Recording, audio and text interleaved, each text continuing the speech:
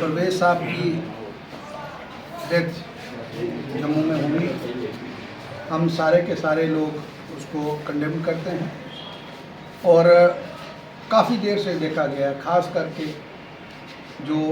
हिंदुस्तान के अंदर एक माइनॉरिटी कम्युनिटी है और जम्मू कश्मीर के अंदर मेजॉरिटी है, मुस्लिम कम्युनिटी के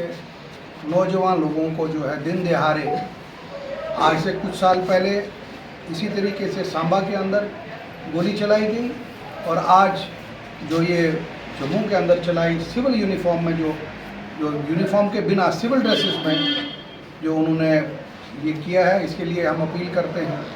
कि इसके ऊपर बाज़ाब्ता FIR होनी चाहिए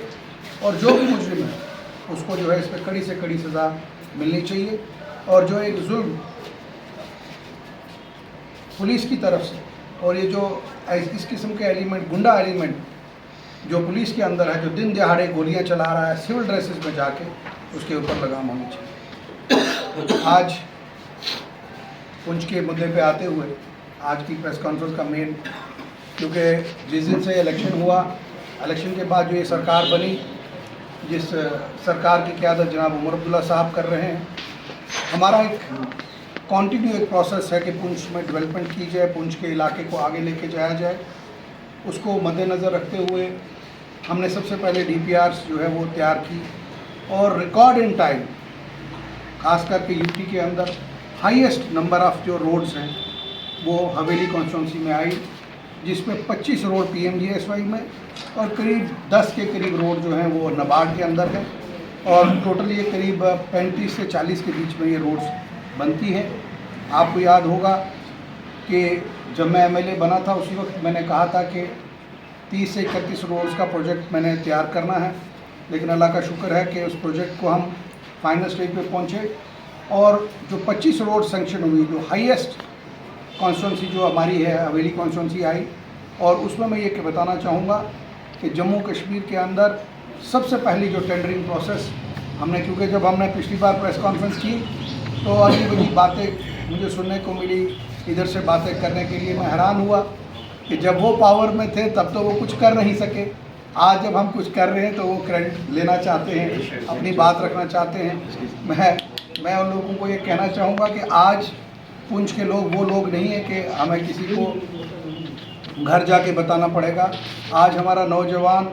जो है वो वेल कनेक्टेड है इंटरनेट के साथ, बाकी चीज़ों के साथ, और वो हर एक चीज़ जानता है कौन क्या कर रहा है, कहाँ कर रहा है। और जब हमने 25 रोड्स की सैंक्शन की बात की तो लोगों ने कहा देखेंगे कब होंगे, तो मैं यहाँ पे मुबारकबाद पुंछ के लोगों को देना चाहूँगा कि 24 रोड्स का टेंडर जो है कल हमने कर दिया है फ्लोट, और एक रोड जो है वो क्योंकि चीफ इंजीनियर साहब के लेवल पे होनी है, नहीं एक जो SC साहब के लेवल पे होनी है, और 24 रोड है जो चीफ इंजीनियर साहब के लेवल पे थी, उसका टेंडर हमने कर दिया है और इसी महीने की 27 तारीख को वो टेंडर जो है वो खुल जाएंगे और इंशाल्लाह मुझे उम्मीद है इसी अगले महीने के अंदर हमारा जो काम भी है उन सड़कों के शुरू हो जाएंगे। और साथ साथ ये भी कहना चाहूँगा कुछ कॉन्ट्रैक्टर्स हैं, मैं नहीं कहूँगा सभी, जो गलत जो है वो टेंडर भरते, मेरी उनसे गुजारिश है कि आप टेंडर ठीक से भरिए, अच्छी तरह देखिए ताकि क्वालिटी जो है रोड पे आए, क्योंकि इन रोड्स को मैं खुद पर्सनली मॉनिटर करूँगा और उमर अब्दुल्ला साहब की क़यादत में जो ये गवर्नमेंट बनी है वो हमारा एक मिशन है कि किस तरीके से जो है बेहतर लोगों को सहूलियत पहुँचाई जाए। और मैं साथ साथ आज मियां अल्ताफ़ साहब को भी मुबारकबाद दूँगा कि उनके जो एफ़र्ट्स और इन सड़कों को लेके, और उसके साथ साथ पार्लियामेंट के अंदर जो उन्होंने पुंछ रजौरी की बात उठाई, बॉर्डर के लिए बात उठाई, जिस दिन उनका पार्लियामेंट सेशन था मेरी सुबह उनसे कोई 15 मिनट बात हुई और मियां अल्ताफ़ साहब ने मुझे कहा